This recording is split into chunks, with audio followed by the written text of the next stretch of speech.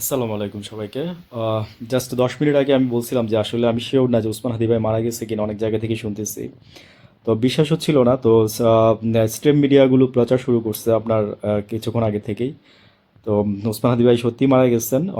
ইন্না লিল্লাহি ওয়া ইন্না ইলাইহি রাজিউন।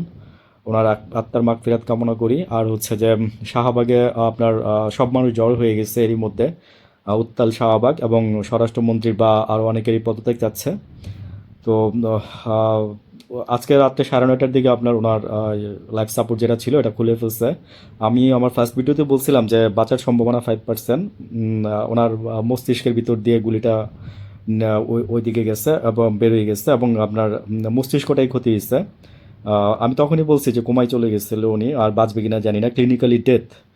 তো ডাক্তাররা কৃত্রিম শ্বাস প্রশ্বাস দিয়ে বাঁচায় রাখছিল এতদিন, চেষ্টা করছিল যেন বাঁচে। আল্লাহ ওনাকে শহীদ হিসাবে বরণ করে নিচ্ছে। আমরা ওনার জন্য মানে অনেকেই লিখতেছে যে দেলোয়ার হোসেন সাইদির পরে কারোর জন্য এত খারাপ লাগে নাই এই হাদি ভাইয়ের জন্য যতটা খারাপ লাগতেছে।